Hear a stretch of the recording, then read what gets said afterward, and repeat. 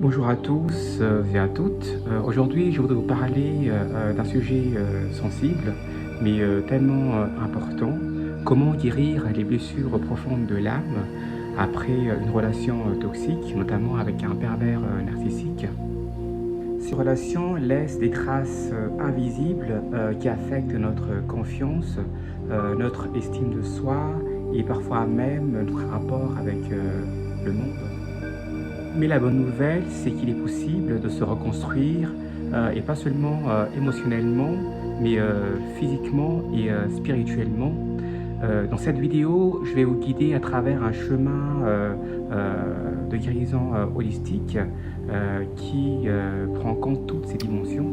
Quand on sort d'une relation toxique avec un pervers narcissique, on ne souffre pas seulement de blessures visibles.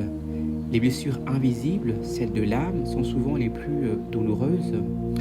Vous pouvez ressentir une perte d'estime de vous, de la confusion, un sentiment de culpabilité ou même une forme de dépersonnalisation où vous ne vous reconnaissez plus.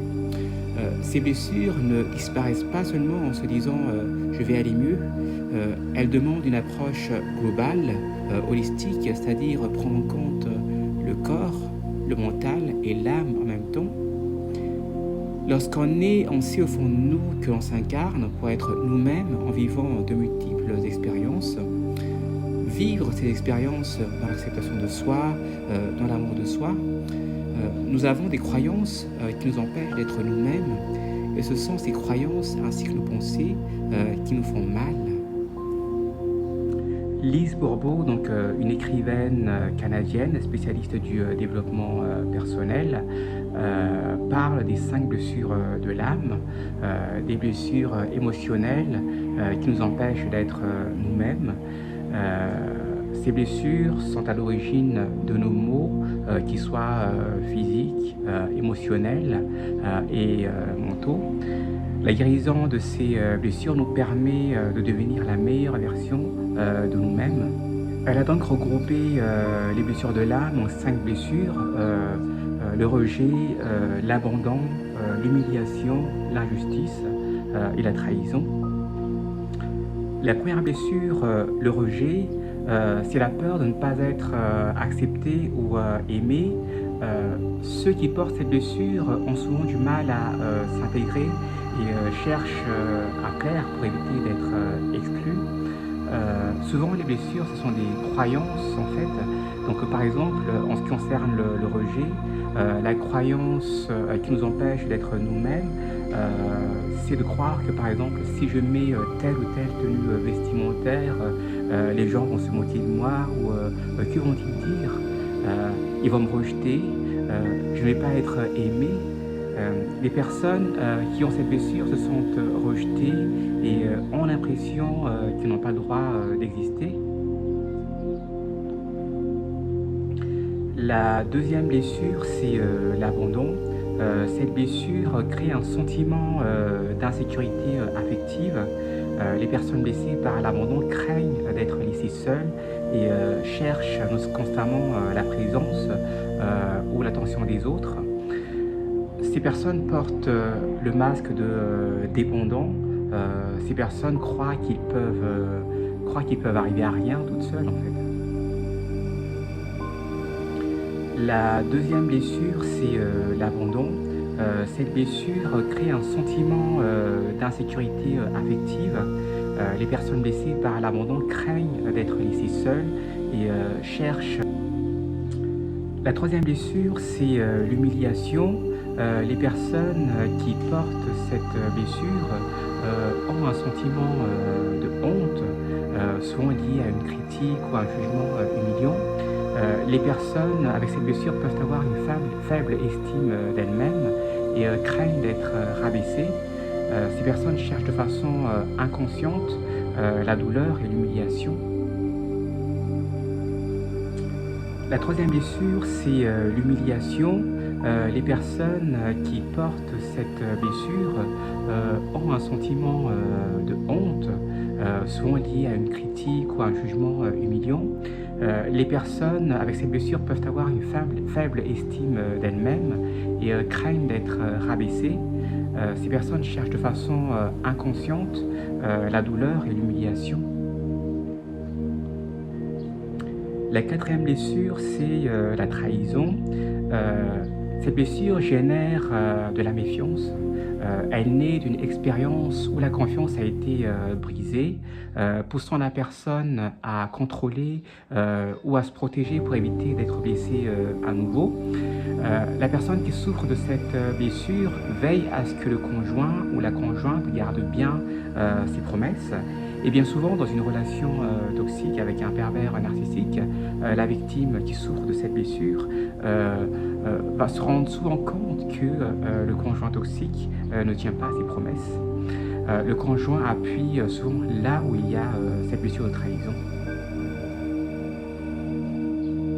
La quatrième blessure, c'est la trahison. Cette blessure génère de la méfiance. Elle naît d'une expérience. La cinquième blessure, la blessure d'injustice. Cette blessure provoque un sentiment d'amertume.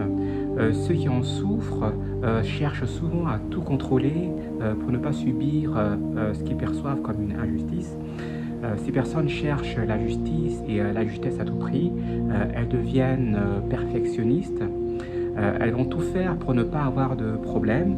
Et même si elles ont des problèmes, elles préfèrent ne rien dire pour ne pas souffrir. Notre corps porte souvent le traumatisme, même si on ne se rend pas compte. C'est pourquoi des pratiques comme le yoga peuvent aider à apaiser les tensions. La respiration consciente, la sophrologie ou la cohérence cardiaque sont d'excellents moyens pour calmer le système nerveux, souvent en état d'alerte après une relation toxique. Pour ceux qui se sentent réceptifs, les soins énergétiques comme le Reiki ou le magnétisme peuvent libérer les blocages invisibles, ces charges émotionnelles que le mental ne peut pas gérer tout seul. Le corps et l'énergie sont des alliés précieux dans la reconstruction de soi. Guérir, c'est aussi un travail intérieur profond. La méditation de pleine conscience, par exemple, aide à revenir au moment présent, à observer ses pensées sans jugement et à se détacher peu à peu de la douleur du passé. Le journal thérapeutique est une autre pratique puissante. Écrire ce que vous ressentez, vos peurs, vos colères, vos espoirs, c'est dialoguer avec son âme et se libérer petit à petit. Sur un plan spirituel, vous pouvez travailler le pardon, pas forcément envers la personne qui vous a blessé, mais pour vous libérer vous-même du poids du ressentiment.